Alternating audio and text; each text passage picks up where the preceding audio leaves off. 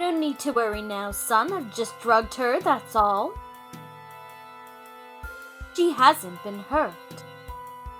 The professor said with a smile as he ruffles La's hair.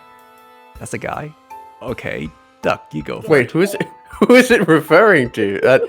Wait, is it a person on the left? I'm not sure. I don't know who that is. I don't know if it's Lyle, the professor. La shuddered a bit and then was still again. Have you brought the list? I took the envelope out of my pocket, opened it up and unfolded a piece of paper. I showed it to him. Good. Now, hand it over to Lips, and send her over here. Lips jumped in surprise. She stared hard at the professor, then she finally nodded. She decided at last, so she took the envelope and walked slowly to the professor's side. Her eyes, her face, her body, there's bitterness oozing out of every pore as she approached her lover. She handed the envelope over to him and rushed directly to Law's side. But the moment she knelt to examine Law, one of the men pulled out a gun and held it to her head. Lips felt the ring of cold steel and turned to the professor. What are you doing? That isn't something a traitor has the right to know, lass. He turned to me, brings his arm up to aim a gun at me. But I was faster. Mine was already pointed at him. He stared at me as if he's seen a ghost.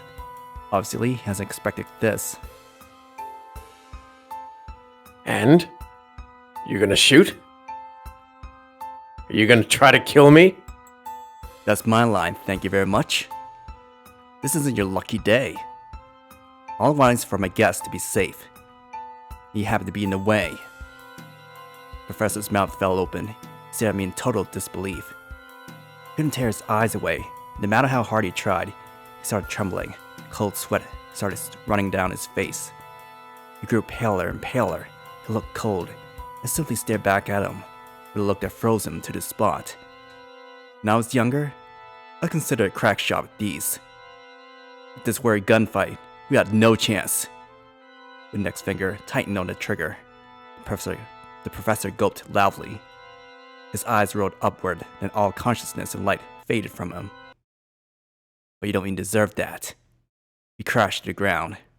A fire shot into Lip's captor's legs without a moment of hesitation. The man doubled over. Lip sprung into action, jarring the man behind her out of balance, stripping him of his gun and throwing him. While he was still in the air, she brought a knee and a blinding strike right to his chin. Good night. He wasn't going to be seeing anything for a very long time. Impressive. Most impressive.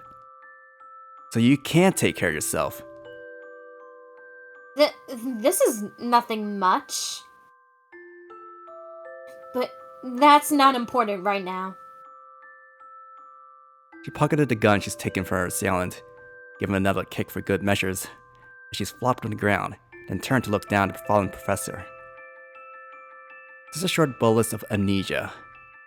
You'll recover soon enough. You're a dangerous man, you know? And your powers are even more so. That's precisely why I'm here. Why I remain here. She nodded, so she fully understood. Tears were streaming down her face. I didn't know if it was because she realized that she sold her lover out, or if it was because she felt some pity for him in his prostration. I didn't know. I didn't care either. She stopped crying soon thereafter. She never cried again.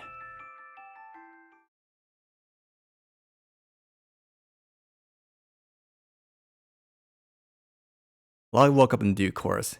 Then we started heading home. Cleanup team from HQ would be here soon enough. Rook had taken care of that. At least I presumed. Oh wow. How embarrassing. I didn't want to cry. Were you watching? Liv said as she rubbed her red-rimmed eyes. Oh wait, now I know why everything looks so different. I chose the wrong version of True Remembrance. This is the remastered version. Do you guys want to revert to the original again? The quote-unquote remaster. Yeah. Let's go back if to the ev- original. everything will make sense then. Yeah. I was just as you were saying that. I'm like, hang on, isn't Black Iris the? Yeah.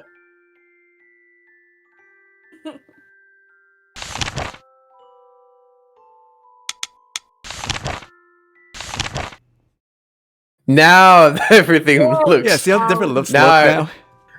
yeah, like because I've seen it before. I'm like, I don't remember any of this. It all looks so different. Yeah, now it all looks familiar. Lips said as she rubbed her red-rimmed eyes. For once, La was walking a little bit behind me. She probably didn't feel so well right now. No, I wasn't. Which means I was, of course. Lips nodded a little crossly. A little while later, she nodded again, came close indeed, and kissed me on the cheek. I happened to be looking sidelong at La at the moment. I was amused to watch her eyes snap open as big as saucers. Be a good boy and forget for me, please. Aha. So this is why she called herself Lips. I nodded and smiled. La took offense to this and went running past me as fast as her little feet could take her. Lips stuck her tongue out at me. Obviously, she was trying to taunt me. So I was in big trouble now, eh? Immediately sighed and said to her, I'm sorry, but that doesn't work on me. Though I think it might be better if we both forgot this little experience. I agree. I saw the new light in her eyes. Alas, she finally understood. It's okay for her to be free of that man's shadow. If you like, there's a much better man I know who'd love to meet you. Though, he's a pretty big rascal, if you ask me. I'm looking forward to it. She smiled at me mysteriously, then looked up at the sky. Snow drifted down from the long hanging clouds onto her hair and her cheeks, and melted away. La remained silent the entire time, and we parted with Lips and were well on our way home to 8th Street. I was getting a little concerned at this point, so I said to her, Hey, La, are you mad? La stopped in her tracks. She turned to me, shook her head and bit her lip. She was holding something in. What that something was, I had no clue. No, not mad at all. Not mad at all. Her voice grew smaller and smaller until it disappeared. Her eyes, too, looked lower and lower until they were busy studying her shoes. Snow covered her hair and her shoulders, brushed past her pale cheeks. She looked cold and alone and lost. Not mad at all. But don't know. Don't know what's what anymore. She put her hands over her heart, as if there was something massive and painful throbbing away inside her little chest. And I remembered something I've been wanting to say to her for a long time now. La, that was very dangerous, what you did. You could have been injured or killed had things not gone your way. I know. But still, thought I could escape. Didn't expect them to drug me. That's not what I'm talking about. As my voice echoed across the frozen wasteland street we called our neighborhood, I finally realized I was the one who was mad, not her. I was so worried. So glad that you're alright. I really am. I'm sorry, Black Iris. I'm so sorry. Oh. Don't cry now, okay? If they find out that I made my guests cry, I'm sure they're going to do something really bad to me.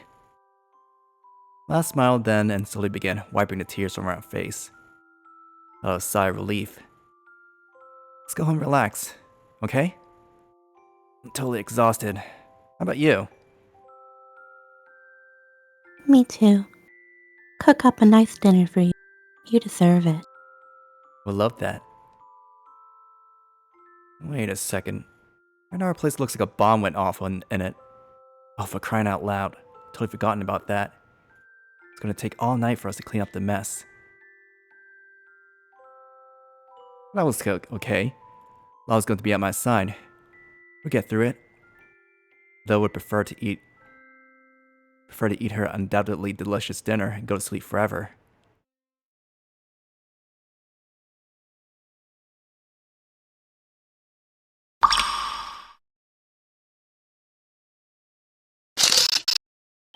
I caught a cold. First I was nothing, then a little headache. It looks like it's here to stay. Hey Law, are you feeling alright? Oh, that's Law. Sorry. Alright, oh, I'm tired. But it's nothing major. Nothing to worry about. I'm fine. Just a little fatigued, that's all. I manage a smile.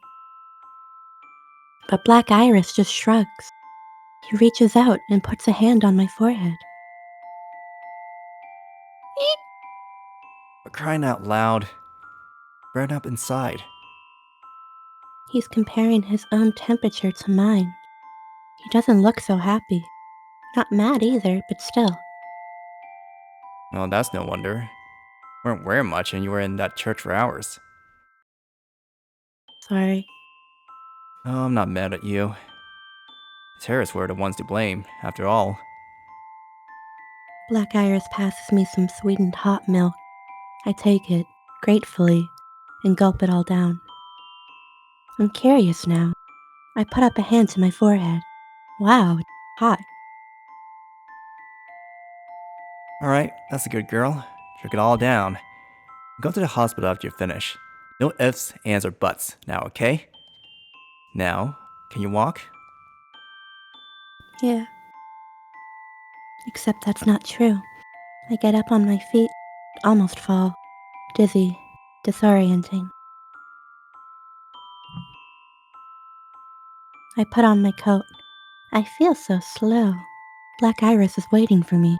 Alright, time to head out. I'm freezing, literally. When did it get this cold? No snow yet, but the clouds are low and gray. Poor Black Iris, he's so nice. Walking slowly, real slow just for me. My breath, it's fogging up. So hot. The hospital's on first. We're on the trolley now. Usually I stare out the window. I love that. But today, none of that. So sleepy. Good night. I hear a voice. Black Iris. He's telling me something's arrived. My eyes flutter open. Oh, my head was on his shoulder the entire time. How embarrassing.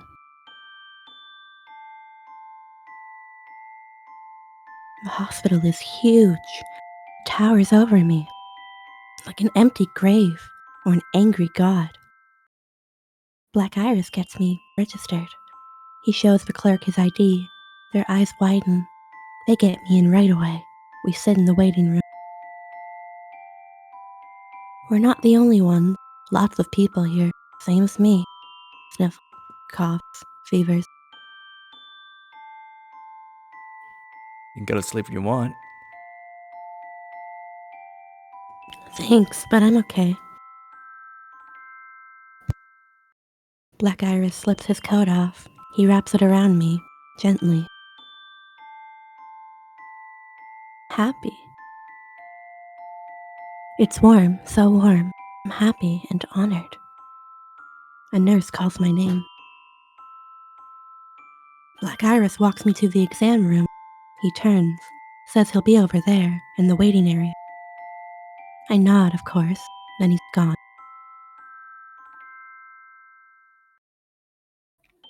James? Hello there. What brings you here today? This doctor, he sounds nice, so I tell him I've got a cold. He nods, asks a few more questions, tells me he needs to listen to my chest, takes out a stethoscope. Wait, what am I supposed to do?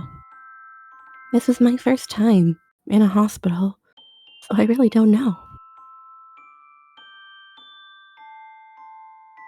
Cristina.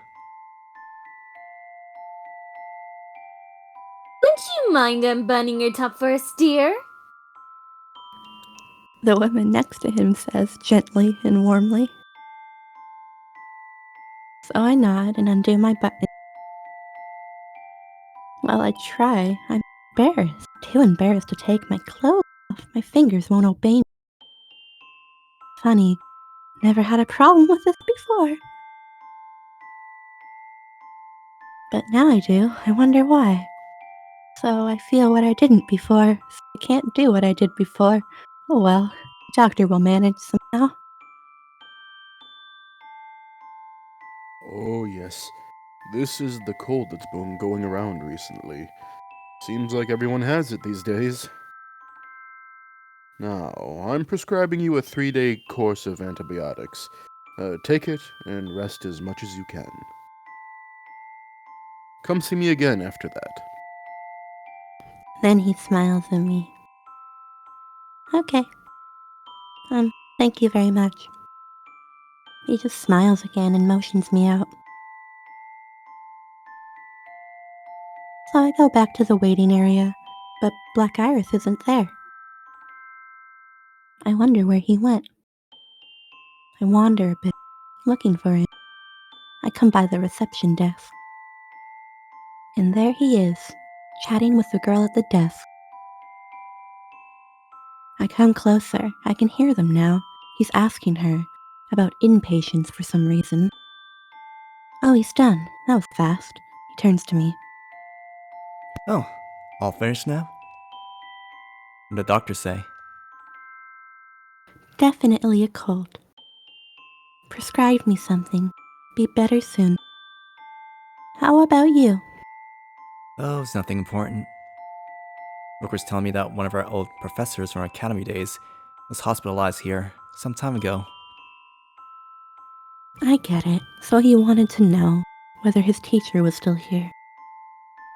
Oh, but that is important. Did you go see him? Oh, no intention to. So strange. That look on his face. Something's wrong. Then let's go right now. But you're not. I'm fine. Feeling much better already, I swear. Besides, kill 2 birds with 1 stone. You're already here, why not? Come on. If I were your teacher, I'd be really happy if you came to visit. Black Iris looks at me for a moment. Just a moment, though. He turns away, stares out into the wards, sighs, and nods. I guess you're right. No time like the present. I think I can put this off forever anyhow. There's something wrong here. This isn't his usual self. He's getting quieter and quieter. No, he's not being lazy or blowing things off. What's his reason? Why doesn't he want to do this? The receptionist tells us where to go, so we do. Black Iris doesn't say a word. There's something indescribable in his eyes. I've never seen him like this before. We stop before the room, no nameplate. Black Iris knocks once, and slowly opens the door. It's white inside, fair, clean, too clean. A burst of color on the windowsill. Flowers, but that's all. Oh no, silly me. I forgot to bring a gift. Too late. But the vase is wobbling. Dangerous. The walls are pale, the sheets are pale, the light is pale, but the palest thing of all is the little old lady in the bed. Doesn't even seem to know we're here. Keeps staring out the window, finally turns to us, and smiles slightly. Cristina. My, what have we here? Visitors? Good day to you. I'm glad you came. A calm voice, a gentle voice, a voice immersed in eternal sleep. She nods. beckons us closer. Please, come in. Come closer. I have some sweets. Would you like some? I have no idea what to do, but Black Iris, he's already in motion, so I him. We reach the bed. The lady looks up at him again. My. So handsome. And so young. I'm so sorry that you have to see me in this state. Now, dearie, you must tell me. What is your name? Wait, this is weird.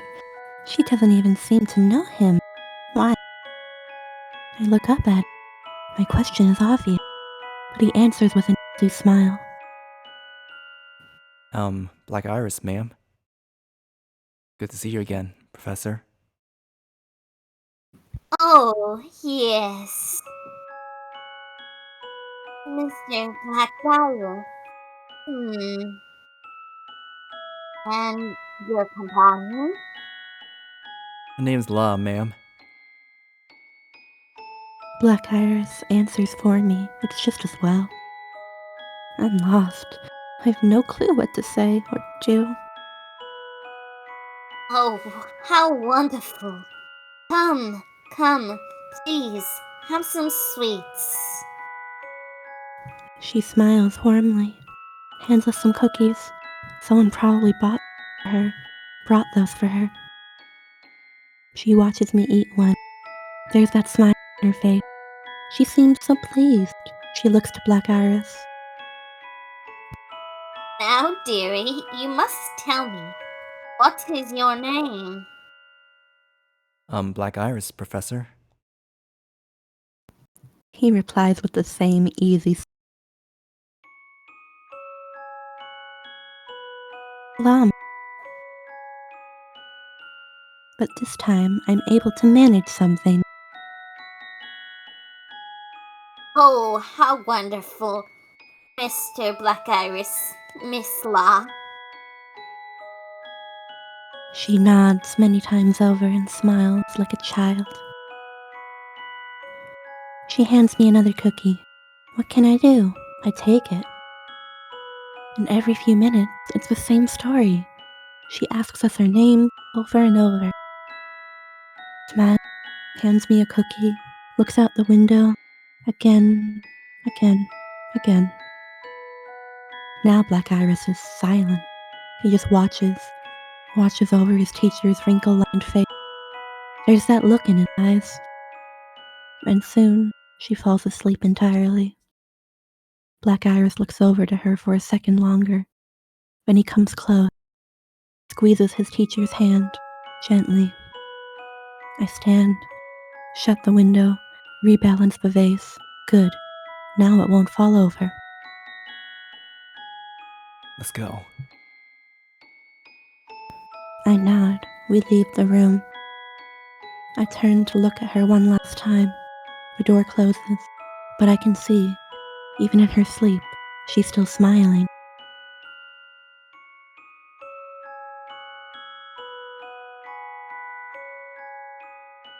Our professor was already on the verge of retirement when she taught her class. Black Iris says, slowly, as we make our way back home to the trolley station. He's walking slowly, from me. It's still hard to keep up. I can do it, though.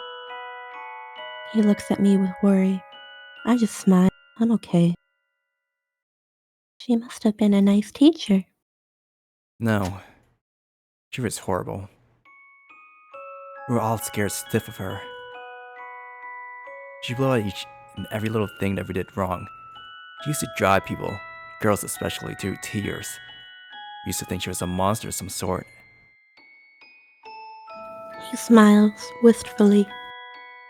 Hard to believe. All I can remember is this. She was smiling. She's smiling even now. She'll smile forever. And you? Did she scold you too? Sure. She was obviously one of the best teachers we had, but when she got angry, oh, it was like watching a volcano erupting. And then, I don't think she ever yelled at us for something we didn't deserve. Good person, then. You could say that. There's that something in his eyes again. He's agreeing with me, but he's not really. She really cared about her students. Still, I never liked her much. Why? He looks around, as if the answer will materialize in plain sight. Somehow, he turns to me, he smiles with difficulty. I wonder. I think maybe it was because she cared so much about us. And you know, since I don't care, I don't get it. He does care. So much. I've lived with him every day. I know he cares more than anyone. He hides it with vague words and clumsy actions, so no one knows. Maybe that's it. Maybe this professor, maybe she saw right through him. Maybe that's why I'm crying right now. I thought I'd promised myself no more tears. But what's a promise? Only something meant to be broken. well, there's nothing said about this. This is what she's chosen for herself. This is her way of saying farewell. It's like she used to say to us. You need to say goodbye with a smile. I suppose. He's back to normal. Or so he wants me to believe. But there's still something in his eyes. Something I'm crying for. Glad we got a chance to go see her today. I can't meet his eyes anymore. He's being so nice, so I just nod. I blink, and blink, and blink. The tears won't stop. Funny. We'll all end up that way.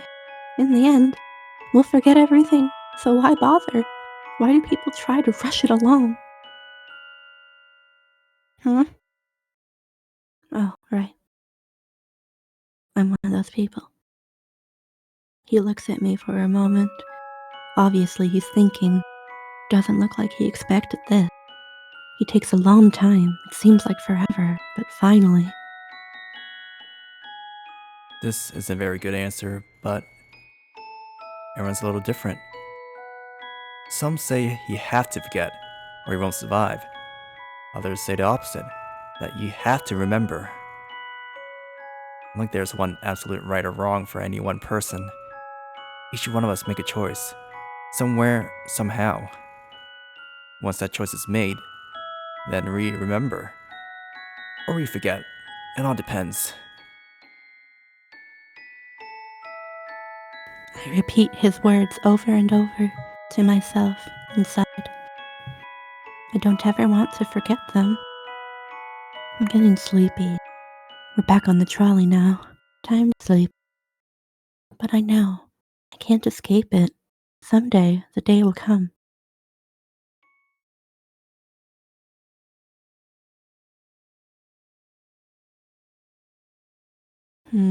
Wait. This is my bed. At home. When did we get here? The room's dark. I can't see a thing. What happened to me? Well, I can tell one thing. I'm still fully dressed, just like I was when we went to the hospital. Now, I remember getting on the trolley, and then what? How'd I end up here? It's a blank. I turn on the light. There's a little meal on the desk, along with some pills. No appetite, but I have to take the medicine, so I nibble on the bread. I swallow the pill and wash it down with water. I open the curtains a bit. It's dark out. The world is still. The trees are shadowed in the wan street lamps.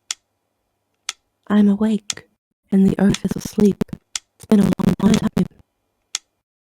I pick up the tray, leave my room, head downstairs. Still feel weak. Stumble a few times, but I don't fall. Thank goodness. I make it to the kitchen, start washing dishes. Dishes. Then I start feeling really weak. I have to sit down. This will pass soon, I hope. So I sit, put my head down on the table, wait, and then suddenly I feel someone touching my hair, gently. Feels nice, comforting, so I stay still for a while.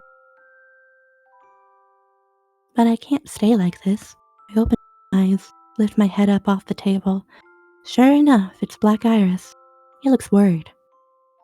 I knew it was him to begin with, but I'm still so embarrassed. Don't push yourself now. But it's fine. We'll clean up after you. He sighs, pulls out my chair a little bit. I make little movement, but I know not to try to get up. That wouldn't work. When you got a cold like this, the first thing you ought to do is to be resting as much as you can. But you never do. That's why you got this bed in the first place. So come on, putting you back to bed. Can you stand? Yeah. I put my hands on the table to steady myself. I try to stand, but I can't. I have no strength. It's as if I'm not in my own body anymore. Everything's so distant. Black Iris looks on for a second, and then he comes behind me, scoops me up in his arms, starts carrying me up the stairs. But he ignores my feeble protests. He just keeps walking on up. Wait a minute. When we got off the trolley, did you carry me all the way home? Sure, on my back though, not like this. You were fast asleep. Was that any problem? I'm so embarrassed. So embarrassed I can't even speak for a second. You should have woken me up. If I did, would have been able to walk anyhow. Don't worry about it. It's so light anyhow. Almost too light, you ask me. That's not the point. Nobody carries me on their back. Nobody. Not even Pops did. Just the thought of it makes me dizzy. Can't see straight anymore. What a day. He puts me down in bed, makes sure the blankets are thick and warm enough, tucks me in tight. He was about to turn off the lights, but I stop him. I'd like that on, please. I hate the dark, especially when I'm feeling this way. Are you scared? No way. Wow, that was quite a shout. I can tell. Black Iris is looking at me with that smile. He thinks this is funny. I always fall for that. Okay, then I'll leave the lights on, but... Aren't you going to sleep? Not yet. Still wide awake, actually. I just got up after all. Sure, I'm feeling weak, tired, sick, but not sleepy. He thinks about it for a moment. Then he brings a chair next to the bed, sits down. So he'll be watching over me. That's sweet. This brings back memories. Pops used to do this for me. Every time I couldn't sleep, he used to tell me stories. Which is why I can't help but ask. Will you tell me a bedtime story? Wait. Who? Me? He's smiling again, looks surprised and amused. Maybe people don't do this anymore? In this day and age? Yes, you. See? Pops always used to read me something before I went to sleep. Pops?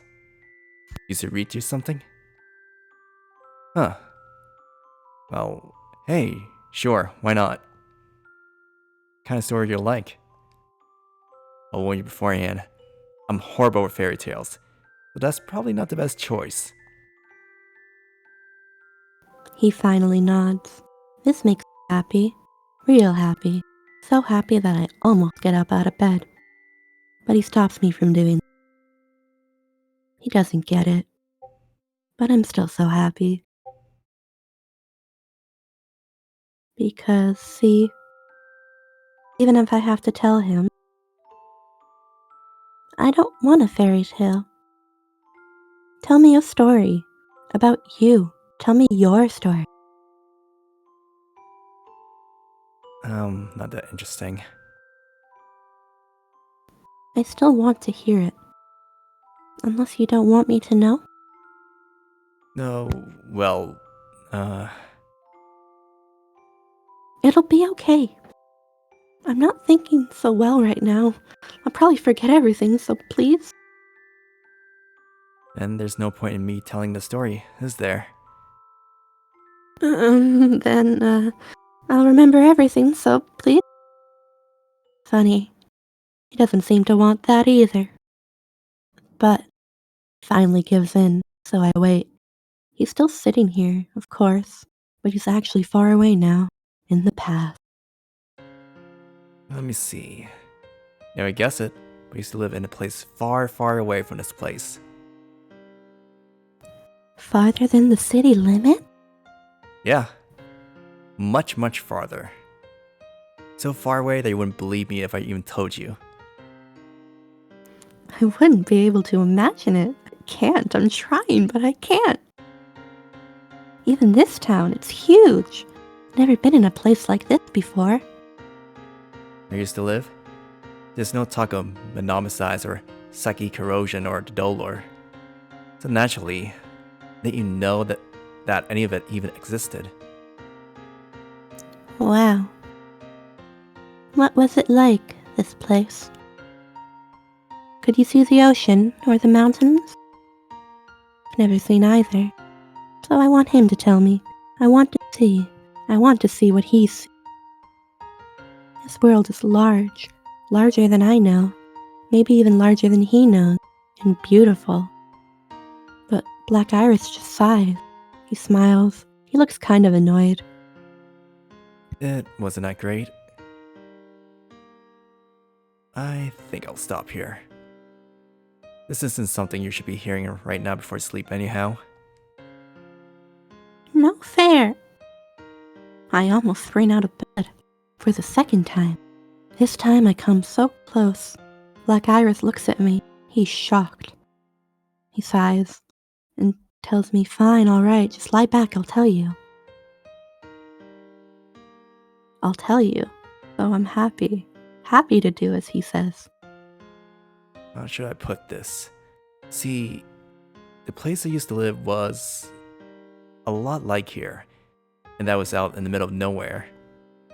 It was bigger, darker, and urban sprawl filled with intersections that all led nowhere. Intersections? All led nowhere. Indeed. It was crazy. A billion roads going a billion different directions. The more you headed in, the darker it got.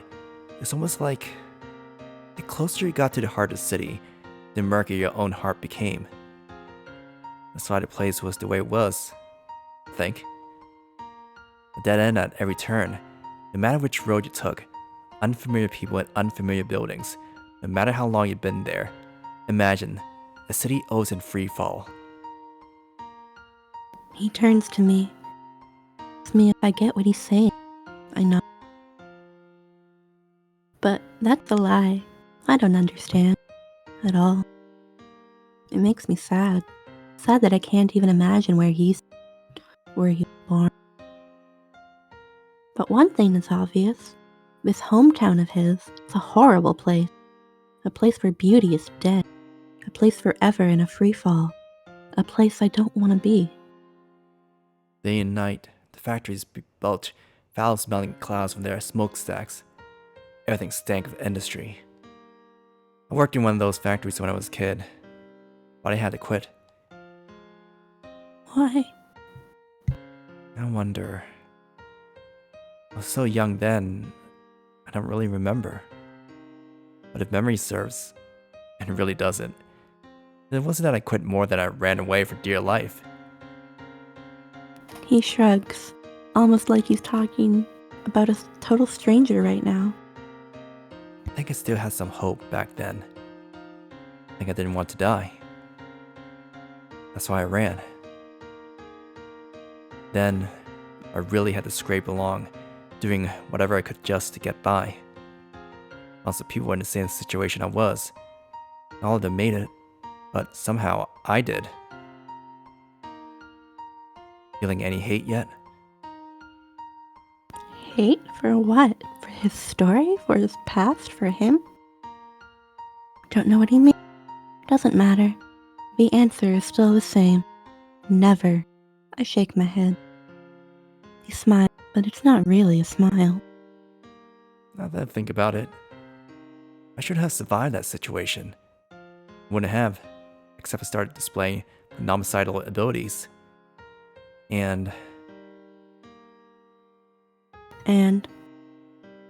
But Black Iris shuts up. Shuts himself in a place where I can't reach. He shakes his head. It's nothing. Anyway, word got out of the strange things I did. Eventually, Black's cars came for me. And I signed up on the spot. I knew, you see, even at that young age, that everything was a dead end in that city, including me if I stayed there much longer. I will be a monomicide at all costs, huh? Huh? Yeah, I guess something like that. I want to come back to that place, see? Understood. So after that, I was brought to the academy, studied hard, graduated, became a licensed monomicide, and here ever since. And that's the end of my story. See, told you. Pretty boring, wasn't it? No, not at all. Well, then I'm glad you enjoyed it. So let's see. Next time, you have to tell me your story. Alright? You want to hear it? He thinks about it for a moment. Then he nods and smiles. Okay. Next time, when we get the chance. I hope. I'll be looking forward to it. Now, are you getting sleepy yet? Yeah. Thank you very much. I'm okay now. You can turn the lights off. I'll manage. He smiles, stands, walks away. Flicks off the light, opens the door, leaves me alone. I close my eyes. It's dark. Dark as the place where Black Iris was born.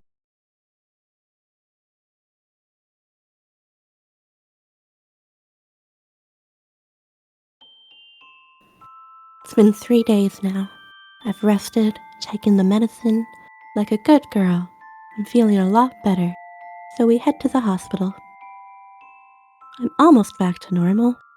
I really don't feel like we have to do this, but he makes me. He cares so much for someone who keeps saying he doesn't care. It's nice out, clear and sunny. I look out the trolley window. The town is sparkling in white. I didn't pay attention to any of this the last time we were here, so I'm taking it all in now. But there's a problem. It's all going by so fast, so much glare. I'm getting a big headache. Well, that's what happens when you do that. He's got his usual smile on his face. It's evil, very evil, and it makes me happy, very happy. I'm too embarrassed to say anything. So instead I look directly ahead. No headache this time. Black Iris keeps smiling. He probably finds this all funny. Oh well. We get to the hospital, sign in, get shown to the same waiting area. I get called, walk into the examination room. It's the same doctor from before. He gives me one look and smiles. Very good. Looks like you're almost over this. I'm prescribing you a few more days of antibiotics. If you start feeling ill again, take these. Yes, sir. Thank you very much. He finishes the exam, hands me the prescription, shows me out. We go to get the prescription filled. They tell us they'll call us over the PA system when it's ready. So we go see Black Iris's old professor. She's fast asleep when we get there. So quiet, so peaceful. I don't want to wake her. The window's open, a crack. Just like last time, I can feel the breeze. It's tickling the curtains. The vase is right where I left it. The flowers are different now. We stay there for a time. She continues to sleep. We look at each other and decide to leave. We close the door behind us. A man is walking toward us. Someone Black Iris knows, seeing as he's calling out a greeting.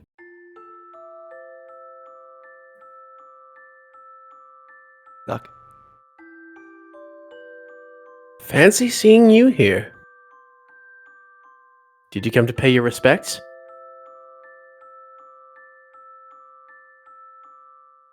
His eyes are fixed on the door we just walked out of. That and my guest here had a pretty bad cold. So probably to see a doctor.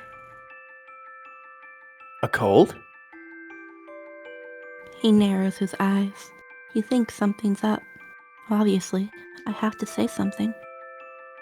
It's all my fault. And I'm fine now. The suspicion evaporates from his eyes. He nods and laughs. Black Iris isn't so pleased. He turns to the man. What are you doing here, Dexter? Paying someone a visit, of course. What else? Dexter rummages his coat pockets, brings out a music box. Very cute, with a red ribbon tied on it. A very nice gift indeed. The professor? Wrong. An acquaintance. This acquaintance of yours. The Dolor? Wrong again. It's just a normal disease, so to speak. He's had enough of questions, looks like. So he goes on the offensive.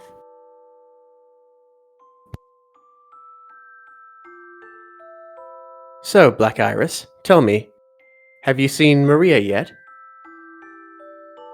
Black Iris stiffens. He shuts himself again. That very same place, where I can't reach. But then he closes his eyes and shakes his head once.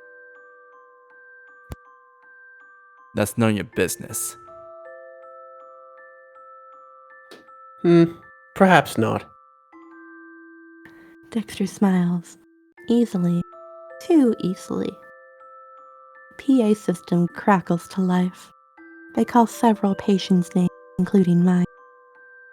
So prescriptions ready. I'll go get it. Wait for me in the front lobby. Okay, La? I nod. Dexter watches Black Iris run off. Then he turns to me. I'm not getting rid of him. Not that easily. Great. You two have become quite close, I see. Good. Good. But you must tell me, is it working? Perhaps I shouldn't answer, but this annoys me. The way that question was asked, I have to respond. It is. Dexter smiles back at me, wryly.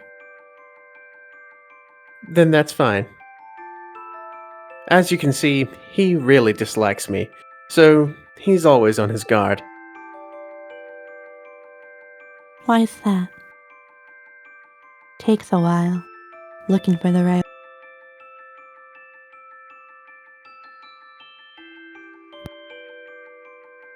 I stole the most precious thing in the world from him. I look up at him then, and just as quickly look away. It takes me a lot, all civility I have, to know. I see.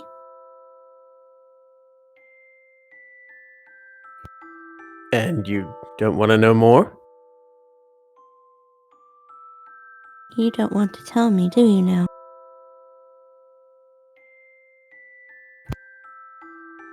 You're right, I suppose.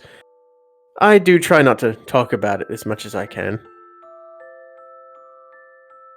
Sure. That's why. I won't ask.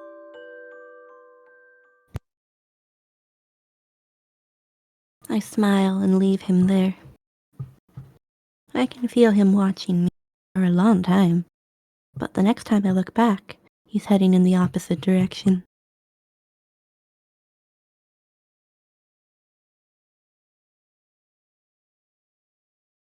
That night, I leave my room quietly and head downstairs. I proceed slowly. Don't want to make any sounds. Don't want to wake Black Iris up.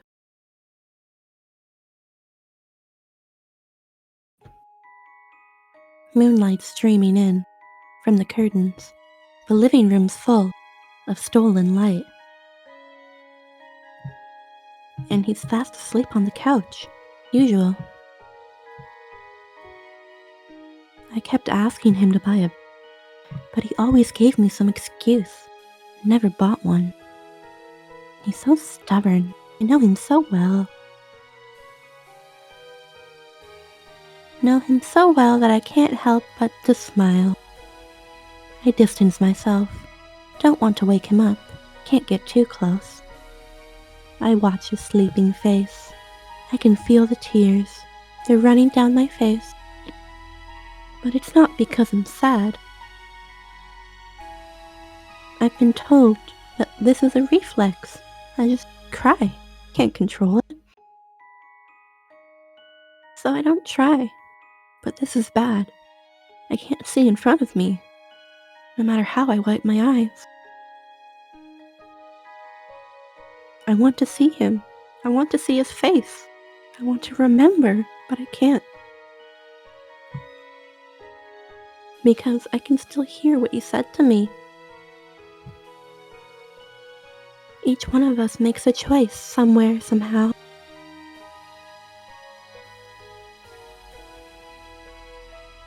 Because I can still hear what he said to me. Each one of us makes a choice somewhere, somehow. And once that choice is made, then we remember. Or we forget. It all depends. This is my choice. I can't think of any other way. I'm sorry. What did your professor say? Good girls say goodbye with a smile? I'm so sorry. If that's true, I'm not a good girl.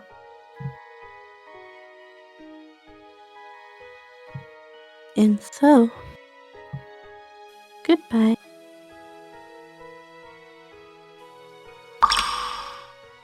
Such a bad girl. I dreamed about the moon that night. It was pale and cocooned in wispy cloud, high up in the dark.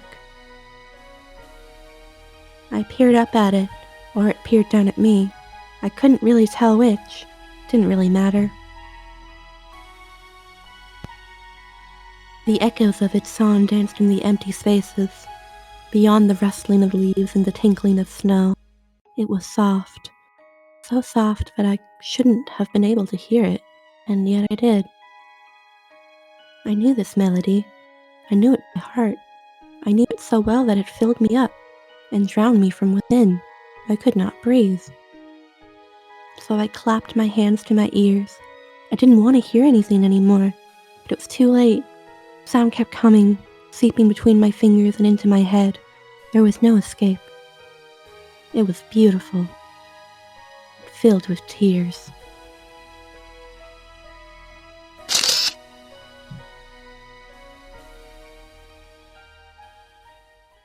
got off the I sofa, feel like but this. Yeah, that's you. Sorry. yeah, I figured it was because of the sofa.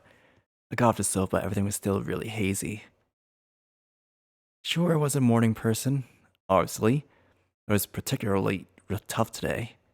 Oh, don't get me wrong, I wasn't in a bad mood or anything. It was just, part of me was still dreaming. At least it still really felt like it. I couldn't focus on anything. I kept feeling like I've been listening to someone singing. I kept feeling like La had been close beside me. So La had to have been the singer of the song, right? Except that was completely impossible. So it's Maria's song. From so long ago. That's why I felt so ill at ease right now. Got off the sofa quickly before any more unwanted thoughts rushed into my head. There were sounds coming from the kitchen. Rather, there have been sounds coming from the kitchen ever since I opened my eyes. I could smell eggs and toast being cooked up. It's wonderful. Starting to get really hungry. It was kind of unexpected. La didn't usually get up early enough to cook breakfast for me. Walked into the kitchen, and sure enough, there La was, frying pan in hand and a big smile on her face. Black Iris, good morning. Cold out, isn't it? Good morning.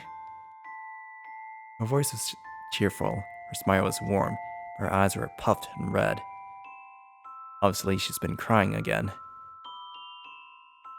Take a seat, please. Let's eat before it gets cold. You see that I was worried about her, obviously. For she kept bustling about, cheerfully as if nothing had happened. This is her way. I learned that much in my time with her.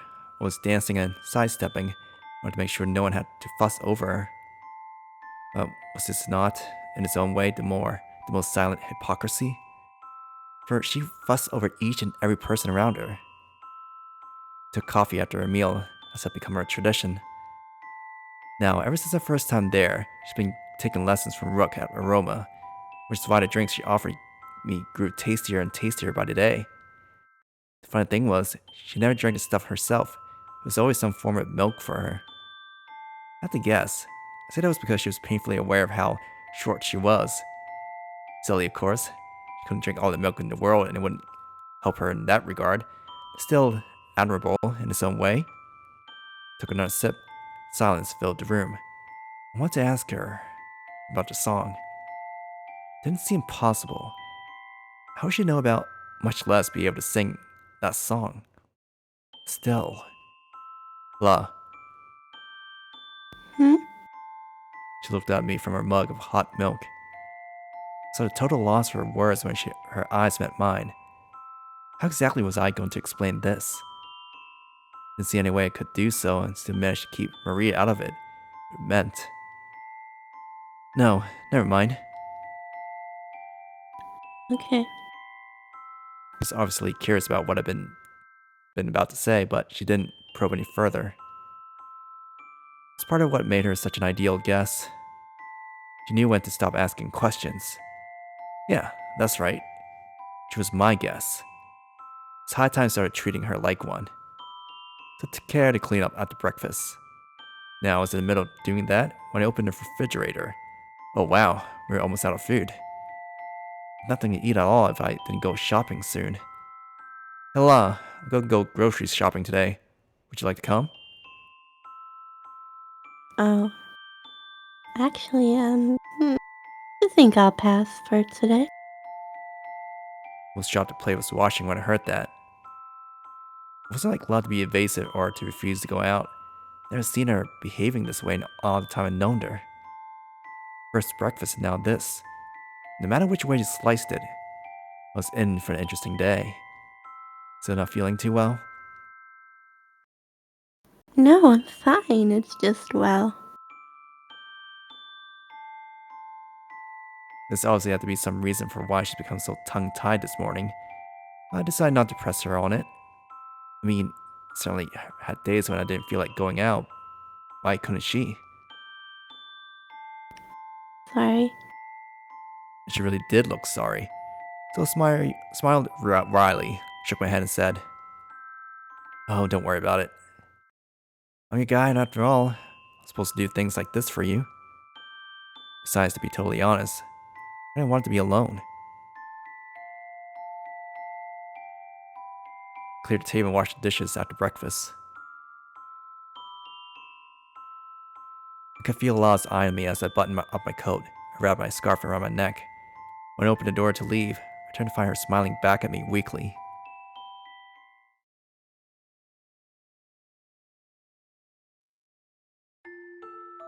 The sky outside was gray. The clouds were ready to burst. Be lucky I managed to finish shopping before the snow started falling. I walked towards the trolley station. Every so often, strangers passed me by. There's no one at my side. It would have been a month since Law had first come to town. Not time to forget my solitude. Not for her to forget that I ever walked these streets alone. That's just her problem. Nowadays, I was getting increasingly impatient just being around her. Oh no, I'm not saying that I was getting annoyed or bored. Far from it, but whenever we weren't making small talk, we were just sitting in each other's company, reading books. We were cut off from the outside world, draped in total silence but for the occasional turning of pages. But there was one thing I could always count on. If I were to just call out her name, she'd always answer me with a big smile on her face and warmth in her eyes. I could thaw the iciest heart. Problem here was, I was getting awfully used to this. I couldn't understand it. How did she become this much of a part of me? Thus the impatience. That's why I was making a concerted effort to treat her as my guest. Might be days or weeks or maybe months, but she'd be leaving this town sooner or later. So she wanted, right? Otherwise, why would she have come to this godforsaken place to begin with? So simply kept going on as we had. And parting was going to be awfully hard. Hard? For whom, exactly? To be leaving this place with her memory of it entirely deleted. Nothing hard about that. I just stopped thinking about this. In any case, I was at the station. Point in wasting any more time in useless pondering.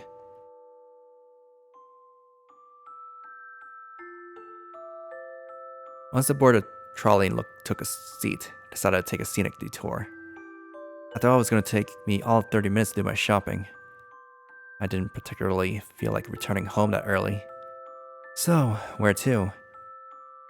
Speaking of which, I've been back to my apartment on 5th in an entire month. I need to place up right before I embark on this assignment, but it's probably layered with dust an inch thick everywhere by now. Might as well make an appearance there. Minutes later, trolley arrived at 5th station. Now, 5th had a few things in common with my old hometown. Spidery roads and the twisting alleyways, for instance. But the difference, this overshadowed everything else, was whereas the city was dirty and black with soot, so it was clean and white with snow. Pretty soon I was standing in front of my apartment's door. I dug into my pockets and found my key. This had been sitting inside my coat for how long now? I went inside. The lights were off and the curtains were shut. The interior were dark. There's a fine film of dust everywhere. Otherwise, things were actually pretty neat. I sat down on my bed and closed my eyes for a bit. 3 years. That's how long I've been living here now. Yet I felt no attachment to the place. No rush of emotion, no feeling homecoming. Just my bed, my desk, my books, and a bunch of bric-a-brace that I didn't care much about. Then something on the wall caught my eyes. Wait a second. What was this doing here? I mean, this was a nice one-piece dress. Very cute, very well made and all, but still like some alien artifact in my barren apartment. Don't remember buying it, but for sure. Maybe someone had delivered here on mistake? If that was the case, they just left a delivery notice instead of unlocking the door and coming in. This didn't make any sense, but I didn't have any other ideas. While I was at a loss for what to do with it, I knew what I wouldn't do. Throw it out. So leave it here until the owner came back to reclaim it. After all, I wouldn't be living here until my work with Law was done. No one, least of all me, knew how long they would take. And then I locked up and left, with the dress still in the wall.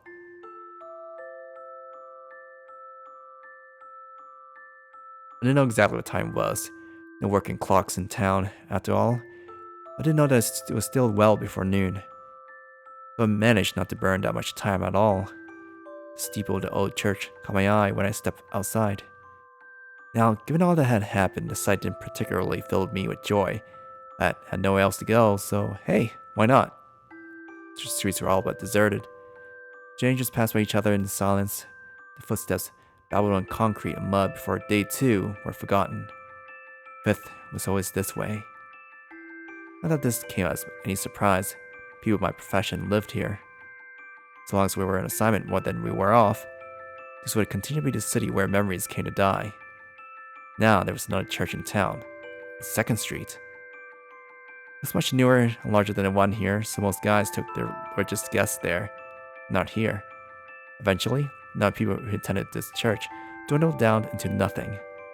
The only building remained, and it, too, was falling into pieces. Opened the door and went inside. Used to come here quite often in the past. Analye once lived here. Visited him often enough. Well, not quite. Given his position, the guy probably had a mansion somewhere. He too just came here to kill time, probably. Really, it wasn't so much to kill time as to take care of this cute little kitten that had made it this place her home. Wait a second. Right, the cat that used to live here with me. It was Analye's to begin with. I just gave her a place to stay for a while. Where'd she go after Analye died, I wonder? This treasures all went down. Analye, the cat, the gun. My memories of that time were vague at best. Emotions weighed down so heavily that even if I ever tried to recall exactly what had happened, I would completely fail. I do remember this though. I didn't hate him at all. It was difficult to pull the trigger. I remember that too. Analye is dead. So is Maria. I couldn't tell you what she and I were to each other. Maybe we were lovers, maybe we were just acquaintances. It didn't really matter. I never said a word to her about what I felt for her.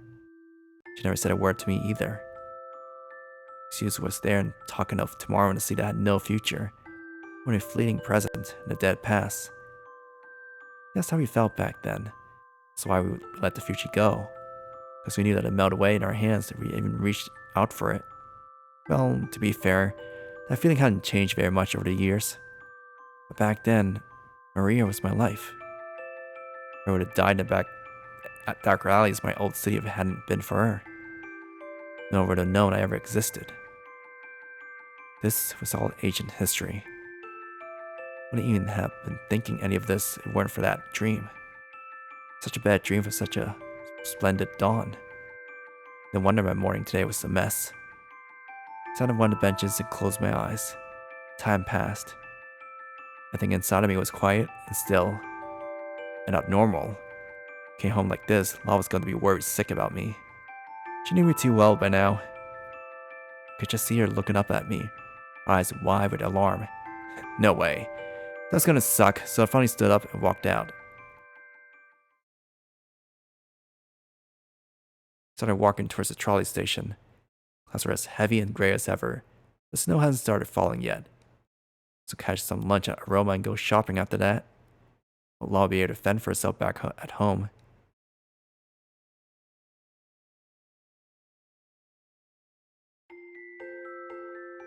There was someone quite unexpected at Aroma when it got there. Well, no, not really. She was quite expected, but I was still kind of a shock to see her. Welcome. Oh, hi, Black Iris. Rook shot me a sheepish or awkward look as I walked in. I turned my attention to Lips, who was standing right next to him, cleaning the countertop. Well, you see, kind of dangerous to make a hole up in her apartment until the heat's off her, so, I'm hiding her here. Any problem with that? Oh, and of course, Jackal's here too. Uh-huh. I nodded, but man, it was so funny watching him get flustered this way. Made me want to laugh. Come on, dude, wipe that evil grin off your face already. I didn't do anything wrong, I swear. I agree with that. Hadn't done anything wrong at all. In fact, I say that for the first time in his life, he'd done something right. Lips, in the meantime, had polished the countertop with such relentless fervor, now outshone the overhead lights. Now I couldn't read her as easily as I could law, but it was still pretty obvious that she was feeling pretty embarrassed. Oh, I almost forgot. Here, this is yours, I believe. Greg gun out of my pocket and handed it over to her. She almost dropped the rag she was been using to clean the countertop in response. You've been walking around with this in your pocket this whole time? Well, it's not as if I wasn't guilty of the same thing, but what am I supposed to do with this now? Point. I'm in the same situation here. So let's see. Why don't you ask Rook to dispose of it for you? He's good at that kind of thing, after all. I was lying, there was a million different ways I could have disposed of that gun. This one was the most interesting, you see. Rook cleared his throat with exasperation. Watch him as he began preparing to brew some coffee. It was getting more and more entertaining by the second. I'm glad I made the right choice. Hey, tell me, what's been going on with you these days? Haven't seen you around these parts in forever. Oh, right. I got pretty sick for a while, so it's my turn to get all embarrassed. It's richly deserved too, when the most sloppy guy will let his guests catch a cold in the manner that I did. Oh man, how could you? Rook just shook his head slowly. Lifted out of the hand and looked at me apologetically. I'm so sorry. This is all my fault, isn't it? Oh, that's how. Hey, all's well that ends well, hey? Poor La. It's nice of all of them to say that, but in the end it was still my fault. She had to go through all of that. Would have to be a lot more careful with her from here on out. She's doing a lot better though, eh? She off shopping for stuff right now? No, actually, she's at home. Rook and Lips look at each other, then back at me. Honestly, this came as some kind of surprise. I was getting a bad feeling about the expression on their faces, so I asked, Huh? What is it? Huh? But we just saw her. We saw her just a bit ago. Right? I turned to Lips, looked bewildered for a second, but then nodded. Yeah, I saw her around the trolley station when I went out to buy some dishwashing detergent. She's far away, and on top of that, she was already in the trolley, so I couldn't say hi to her or anything. I thought you were with her anyway. She was at the station? Alone? Lips shot me a strange look, something in between a frown and a grimace. Too bad there was something she wasn't telling me, and she didn't want to say it. I wasn't about to back down either. The staring match continued for some time, but finally she sighed and said, Your superior was with her. Dexter? But I just met yesterday at the hospital, really. Unless something happened when I got to get her prescription filled. Maybe they just bumped into each other. Pure coincidence, like, you know? Perhaps. It's obviously this clumsy way of making me feel better about the situation. So I nodded, but in actuality, stay in this game long enough, know that there's no such thing as a coincidence. There's no way that Dexter could have just have coincidentally come around here to shop, coincidentally bumped into La, then coincidentally borrowed Charlie with her. In other words, La pulled a fast one on me. She stayed at home in order to meet up with him.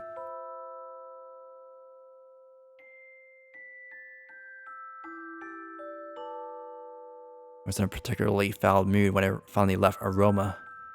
No idea what was wrong with me today. All sorts of unwelcome thoughts were clawing their way into my head. It's about the news I heard at Aroma just now. Well, obviously, I was worried about that as well, but right now I had more pressing matters. In fact, I've been walking around a haze ever since dawn today. Every single time I tried to focus, things slip out of my grasp.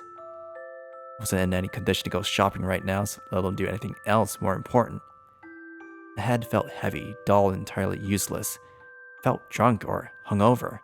My feet meandered about, no rhyme or reason to do anything.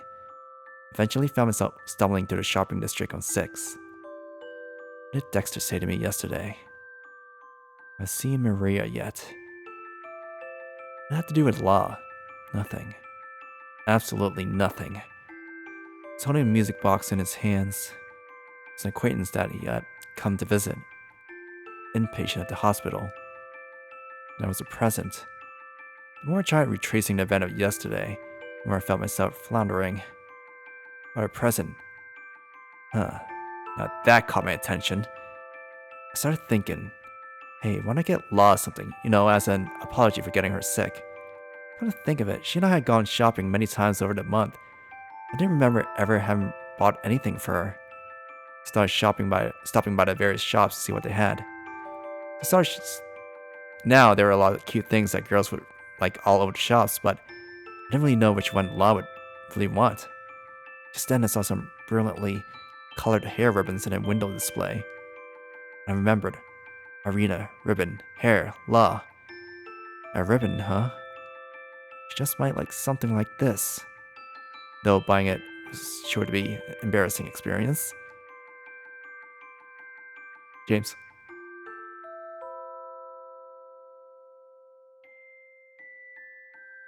Is there something I can help you with, sir? Says Clerk said to me when she saw me wandering around aimlessly through the shop. Oh, yes. I found what I'm looking for, but I'm not quite sure about what color I should get. Oh, a ribbon? That's a wonderful choice, sir. It'll make a wonderful gift. I know she'll love it.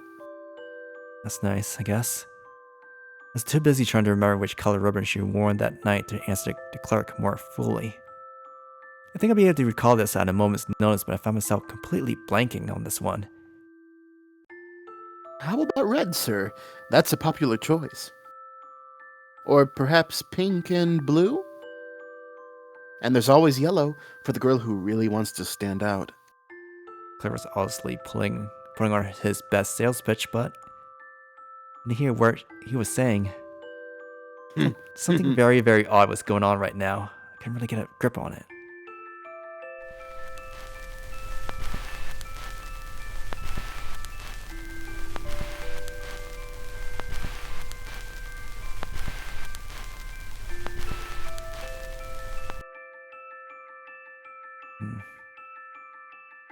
And if you don't mind my asking, what color is her hair, sir?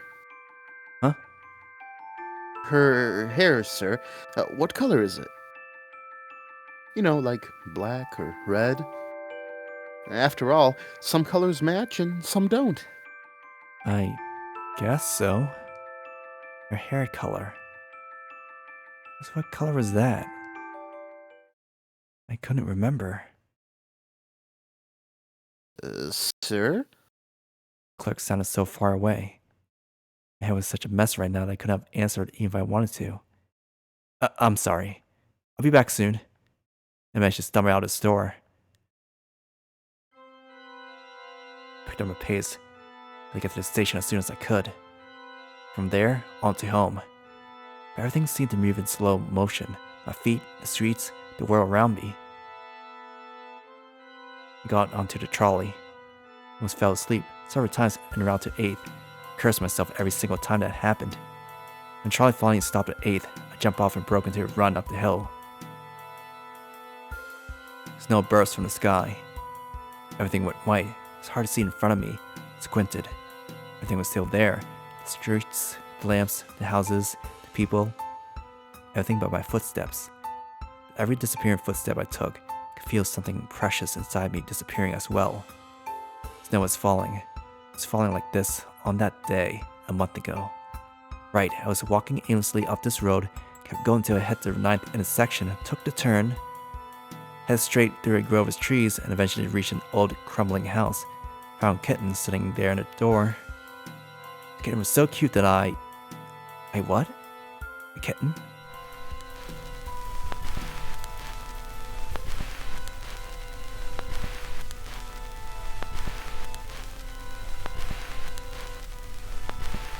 No. I met a girl there. A girl who was standing there in the snow, tears running down her face. What's her name again? I couldn't remember. Not just her name, but her or her mannerisms. Why'd she get mad when I teased her? How sweet and gentle was she? How warm was her smile? All gone. It's wrenching. I reached out to grab what I could. Fragments, scraps, anything, but my hands were too weak. My mind was too blank.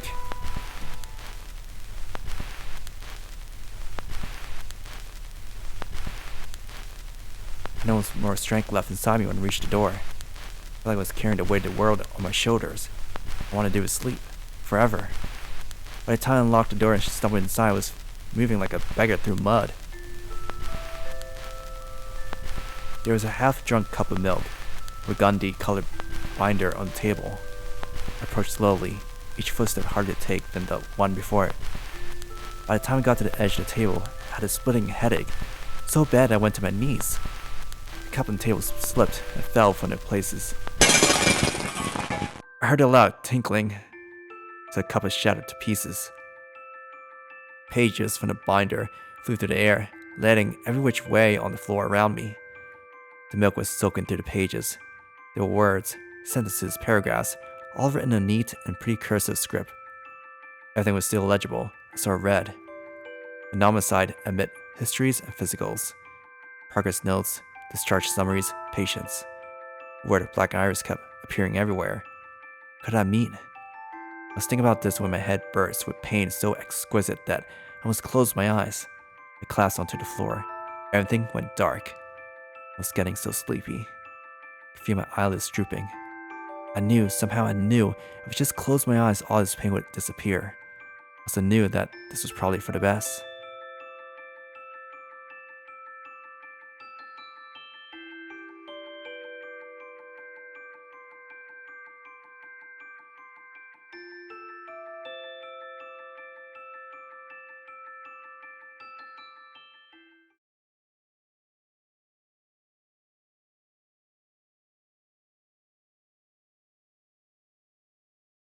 A blink.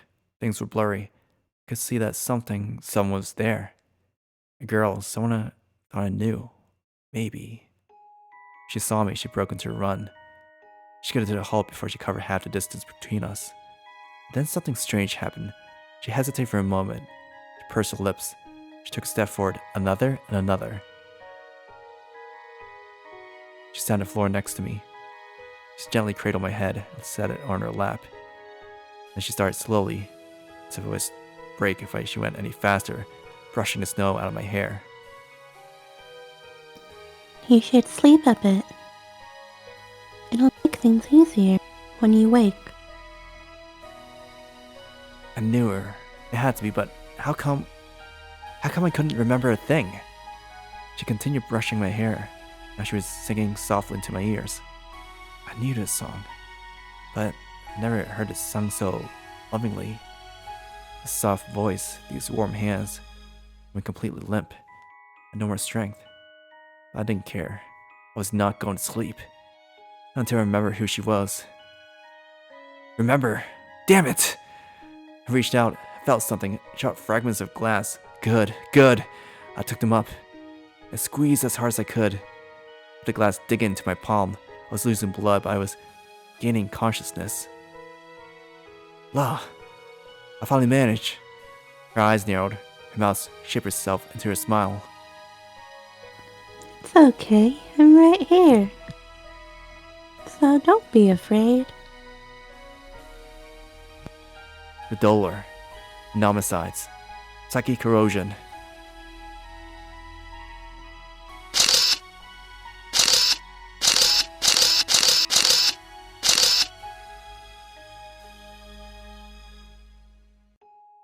see clearly now.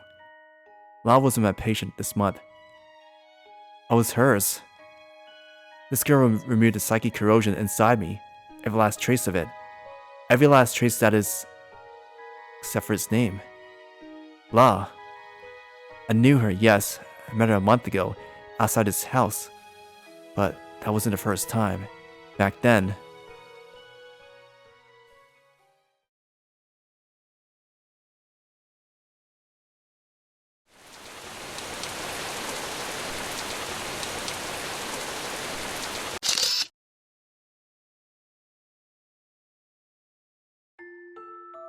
Back then, it was still autumn.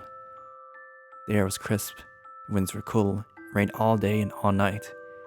On some days, the curtain of falling water was so dense that you could hardly see past your nose. You could sit for hours at a time as the rain tapped danced on the roof and ran down the windows. I was never bored. Like a different kind of tapping broke my reverie today. So someone was at my door. How unusual. I never got guests. A man I'd never seen before was standing there when I opened up. His black business suit was slick with rain. He reached in his pocket and ripped an official-looking badge in front of my eyes before I could say a word. James. Sorry to bother you, sir. Have you by any chance seen a suspicious-looking person in this area? What? Other than you? That's what I wanted to say, but he didn't look like he was joking, so I kept my mouth shut. I don't think so. Can you describe him for me? Sure. He brought one of his hands to about chest level, drew a line. A young girl, about this height. Uh-huh. That's your suspicious-looking person? Not just a runaway or anything like that? Something like that. The man smiled a little at this and nodded. I shrugged. Well, in any case, I don't see anyone like that around here. I see. The man turned and walked down the stairs. I watched him until his figure disappeared around the corner, then went back inside and closed my door. Man, talk about a close shave. Suspicious-looking person. Got quite a reputation. I walked the girl who was curled up in one corner of my room. She glared back. That was the only response she gave me. Well, that was quite enough. Rain was dripping from her hair and clothes onto the floor. There's quite a puddle in my room now, as a matter of fact. I sighed as I walked towards her. She shrunk back at my approach.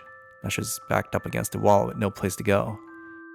With that glare superglued on her face the whole time. Great. What did she think she was? Frightened kitty? Like frightened kitten? So certainly acting like one. Don't worry, you're safe.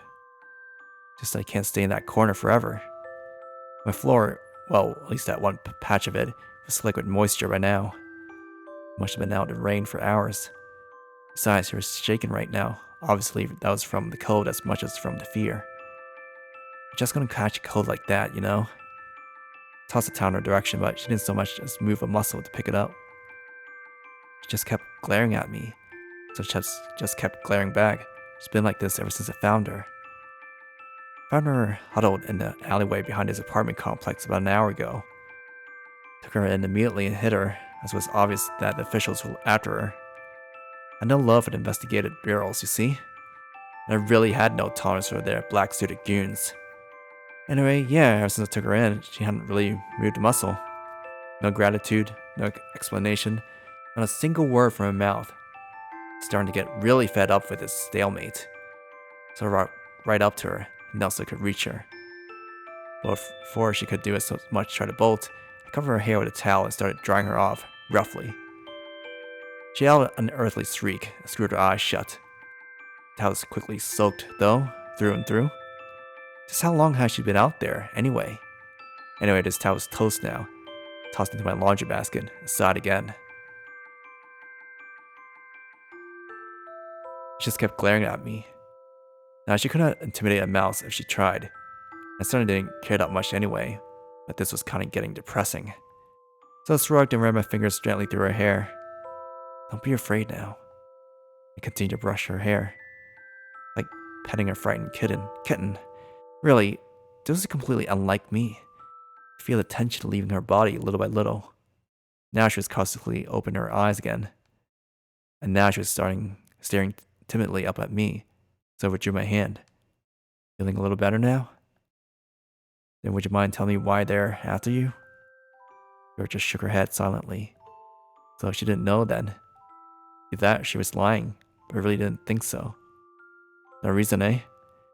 Or maybe they found you so fetching that they decided to stalk you. Smirked lightly, but the girl didn't seem to get it. She cocked her head to one side and stared at me blankly. I smiled at this. She blinked once, twice, smiled right back. Okay, let's see now. So looks like you got the dollar. We're to send you to HQ to just lock you up. No point in sending her right into the arms of her would-be captors, after all. While I was thinking about what to do next, the girl quietly reached out, her sheet of paper in her hands. It was soggy, almost falling apart, so she'd been holding it this entire time. But fortunately, I could still make out what it was. It's my address, isn't it? I murmured, starting to get a really bad feeling about this. The girl, on the other hand, looked about as surprised as I was. Her eyes kept flitting between the paper and my face. So you were told to come here and you got lost. Is that it? She looked at me timidly.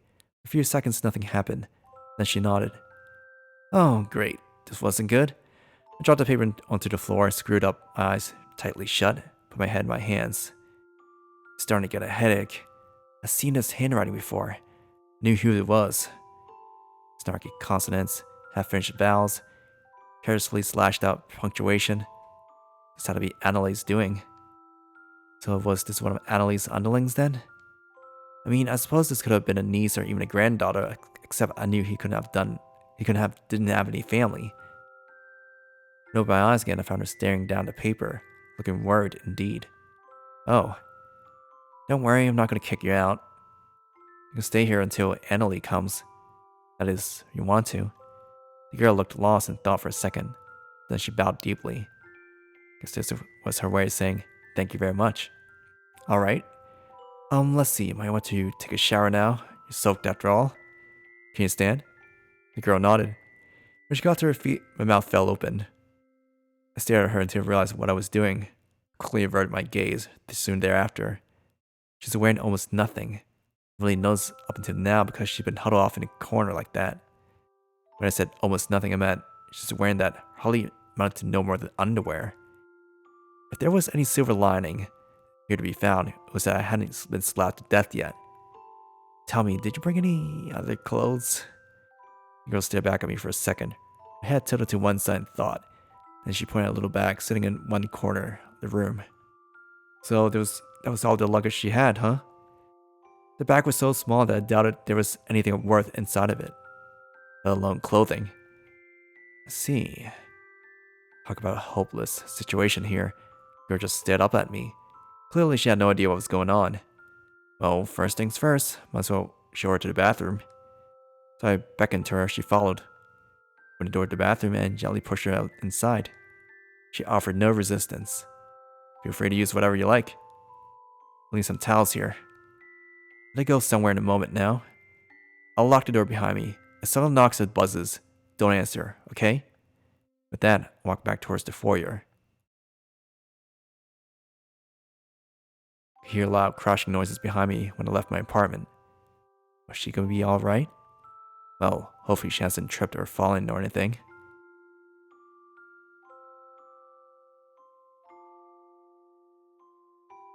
Boarded the trolley and got off on 6th Street. I started looking around for some clothing my unexpected guest could wear, but, well, I didn't know much about this. I was totally lost. What was I supposed to do here? I wasn't being picky. I didn't care whether she liked what I bought or not. Still, anyway, it didn't take long for me to go, oh, to hell with this. After that, I started buying complete outfits off of mannequin displays whenever it took. Went back to the station in the rain. I wonder if she finished showering by now. Well, it's probably worrying a bit much. After all, anyone who is her age wouldn't have any problem doing that by herself, right? She's never used my particular bathroom before, but come on, she'd be fine.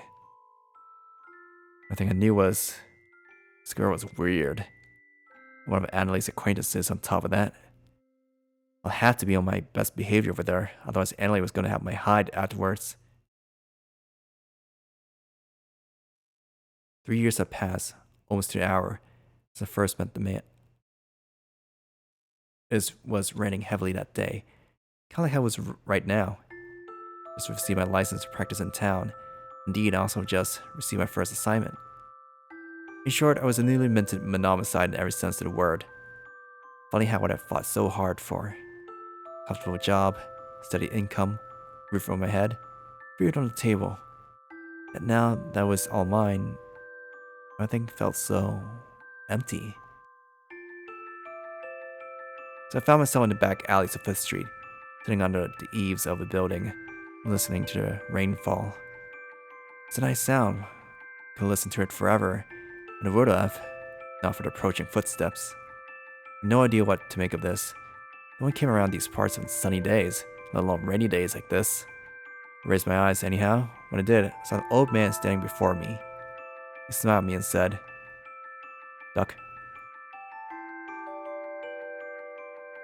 A pity. So sad. So young. Yet ready to kill himself. Tell you what, maybe this will cheer you up. I'll give you this here gun. Kill me first, then turn it on yourself. I looked, and dear God, he really was holding a gun out to me. He didn't look like he was joking either. Now this was interesting. Interesting indeed. So I laughed a bit. "And here are you." He smiled right back. It seemed harmless enough, but there was something inside that put an end to my laughter immediately.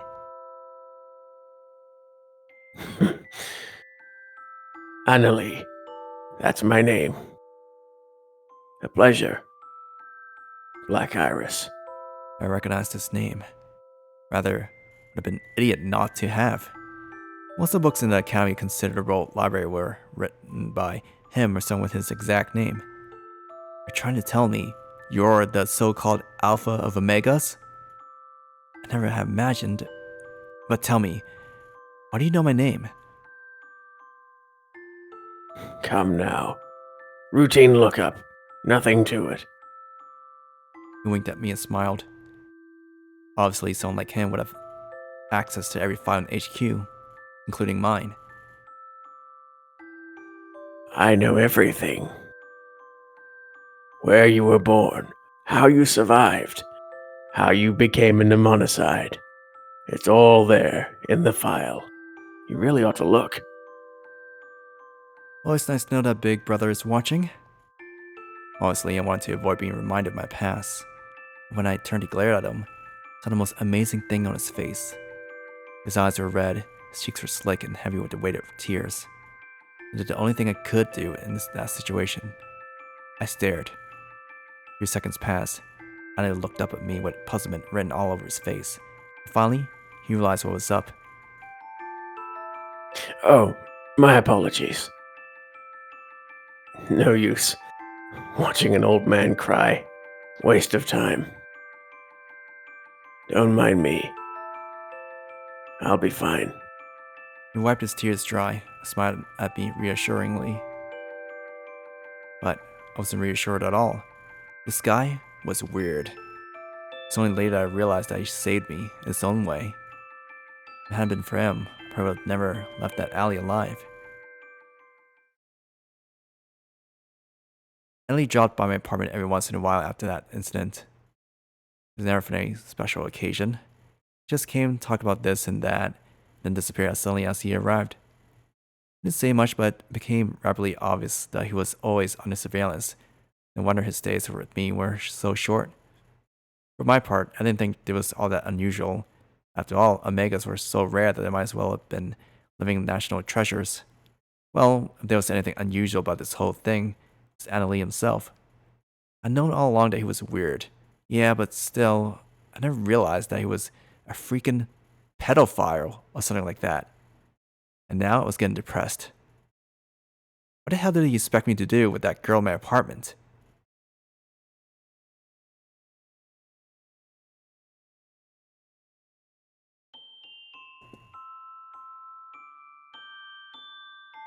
The girl was out of the shower when I came back home. That was good, except she'd gone back to cowering in a corner. That wasn't so good. She was drying her hair, at least. She jumped in surprise when she saw me enter, but she slowly relaxed when she realized who it was. Here, these are for you. Said as I hand over the bag of clothes. Sales clerk had gift wrapped them nicely despite my protestations. I've been too nonplussed to really argue. Everything went quiet. So quiet, in fact, that I swore I could hear the girls blink. Then timidly, she took the bag. She inspected it carefully, skipping her fingers across every surface. Apparently, it was to her liking, because then she started opening it up. She carefully undid the ribbon and gingerly rolled the tape off the wrapping paper. After neatly folding the wrapping paper and setting it aside, she reached into the bag, pulled out a white one-piece dress. There was something akin to shock in her eyes when she looked up at me. I'm not sure if it fit on you, but please, go ahead. Her eyes flitted towards me, then back to the dress. When she turned to me again, there was a hesitant smile on her lips. Sure, it was only for a second, but it was the first real smile I've seen from her. Caused enough of relief. At the same time, her obvious happiness over the clothes made me feel a little guilty that I spent so little time and effort picking it out. Oh, you want to change, you should go in there. Pointed to the bathroom. The girl nodded happily, scooped up the dress, and ran off.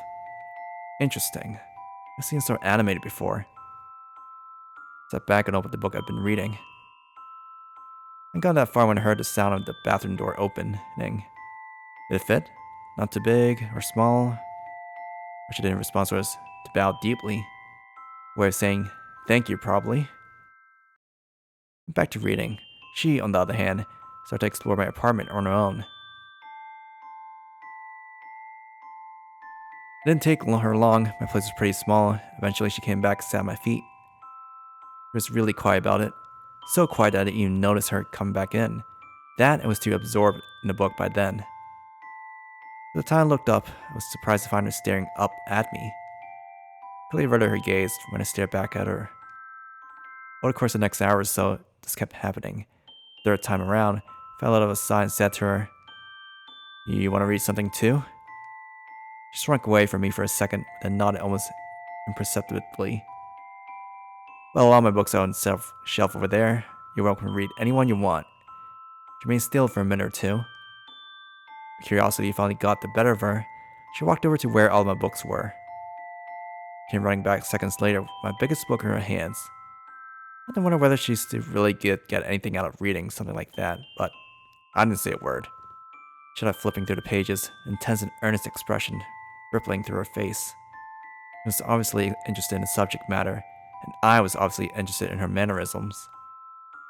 Anyway, just be rude to interrupt her, so I held my peace.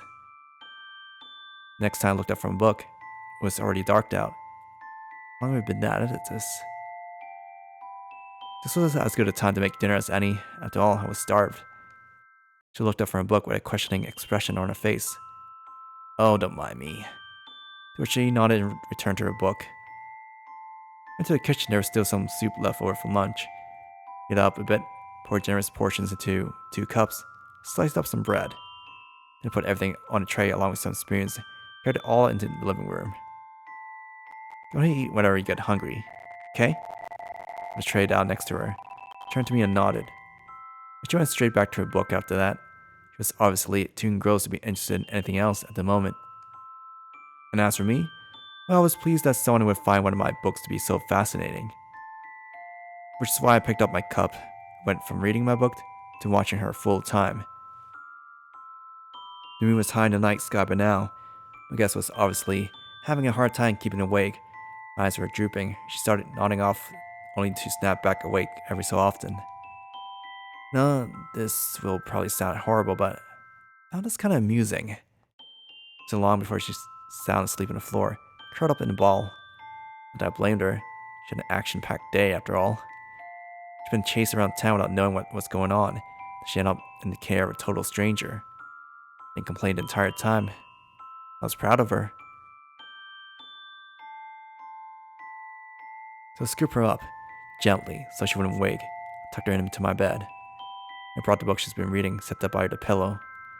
After that was all done, sat back in my chair and waited. I didn't wait long. Soon enough, I heard the stamps of footsteps coming up the stairs, and then the loud knock on the door. I've been expecting this, opened up, and sure enough, Analye was standing there. Good evening. Tell me, seen a stray kitten lately? A cute one? He asked with one of those good-natured, dirty old man grins that I hated with a vengeance. Took a glare before I let him in. What the hell do you think you're doing? I asked, pointing in the direction of the bed. But Analye did not answer me. Instead, he kept staring at the sleeping girl, with tender warmth in his eyes. Now, I am your guest, am I not? Have some tea for me or something? Great. Didn't look like I had a choice in the matter, so I put some coffee on. Handed him a cup. He took it and started drinking greedily. Only after he finished his first cup and a refill in his hands did he start talking. Was busy today. Couldn't go check up on her. So I had her come to your place. Trusted you wouldn't kick her out. You didn't. Good. However, never pegged you for a pedophile. Hands off. Clear? Clear. Analye nodded. Seemed positively relieved for some reason. Is your daughter or your granddaughter? No. No blood relation. I just look after her, because. At your place? No. Too much surveillance around my suite at HQ. The old church, the basement. She lives there. No one will find her that way. Towards her sleeping beauty with new respect. She's been living there all alone? That's crazy.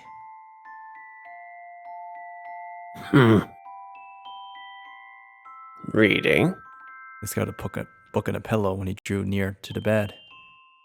Looked down at the title page for a minute and then said, Difficult, this book. Highly technical. More likely to give you a headache than any enjoyment. this than one of the books you wrote, thank you very much. And she really was reading this. Looked like she was enjoying it a great deal, as a matter of fact. I retorted as I thought back to how she hardly touched her dinner because she was so engrossed in the book. Analye shot me a ridiculously happy smile in response. Good, good. Been worried, see? She doesn't express interest in much. I read to her every night. Don't know whether she's listening or not. You? You read a book to her? No kidding. Never guessed. Agreed. But she must have been listening. Otherwise, she wouldn't be able to read this at all. Analye said as he ran his fingers gently through the sleeping girl's hair. He pulled away a matter of seconds later when she started to stir in bed. Due to wake her, after all. Then exactly who and what is she? There's something a little, no, really off kilter about her, don't you think? I didn't really know whether it was an appropriate thing to ask, but damn it, after the trouble she put me through, I didn't care anymore. Very well. There's a certain place. A couple that lives there. This is their daughter. They kept her locked up in a room ever since she was little. Hold it.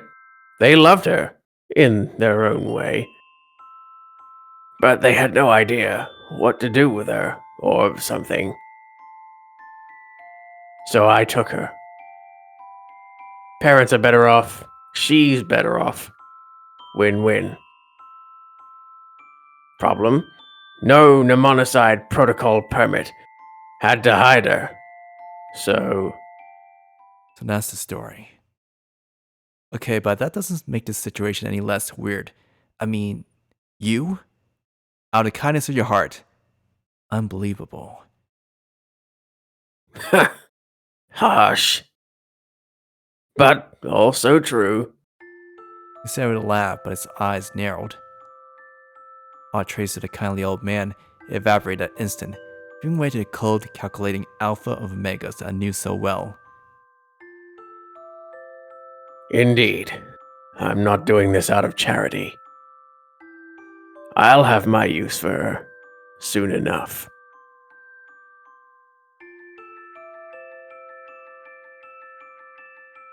You just imagined something wicked and evil, didn't you? No, not at all. I was too shocked to say anything more, so I concentrated on drinking my coffee instead. Analye, on the other hand, went back to pretending to be a kindly old man. Except there was this twinkle in his eyes. Clearly, he found toying with me to be fun. Why'd you send her to me? Don't make me repeat myself. Thought I could trust you. Besides, didn't know if you were alive. Sent her to check up on that. 2 birds with 1 stone. See? I'm alive, thank you very much. So I see. Congratulations. That was always the excuse he gave for his visits. To see if I was still alive. I had no idea what was really going on in that brain of his. Didn't care either. Best not to ask questions. Should you get awfully tired checking up on me at some point? Asked with full sarcasm. Analye just shot me this strange and almost sad look. Not at all. Had a pupil like you once. Stubborn as a mule. Liked him. He didn't like me one bit, though. So, was he asking me to like him in his student's place? No way. I was gonna do that. Cause his harmless old man act was just that, an act. In actuality, this guy was as dangerous as a pit of vipers, and then some. You want to turn your back to him in broad daylight, let alone in a dark alley. Besides, I could never get bored of watching you. You say you don't care about anything, but that's not quite true. Deep inside, you still think you can change things.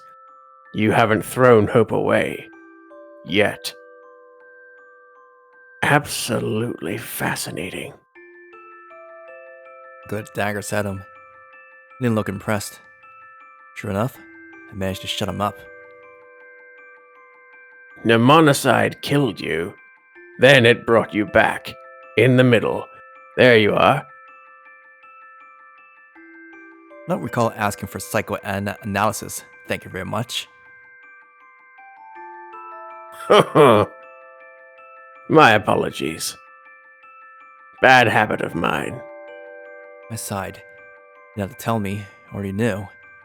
As I kept on apologizing profusely, I eventually waved him off. Alright, I understand. Secret's safe. I won't say a word. So what will you do now? Pick her up and take her home? Let's see. Need to be at my place by dawn. Otherwise, they'll get suspicious. Oh well. Let's wake her. Analye called out to her, "Hey, wake up." But the interesting thing was, there was one thing that he wasn't saying. What's her name anyway? Doesn't have one. Didn't give her one. She's my project, not my daughter. Doesn't need a name. He replied with a vague smile. But the thing was, there was something so tender about the way he was looking at her. Girl opened her eyes and smiled at Analye with obvious relief. Then she got up out of bed and scampered after him. He was already heading out the door. Thanks for everything. I'll bring you something next time. Sure, Yor shot me a look before walking down the stairs and out of sight. I smiled back because for a moment she seemed desperately lonely and said, "Feel free to come back and read my books whenever you like." Her eyes opened wide in surprise, then she blushed and managed a happy smile before turning to leave.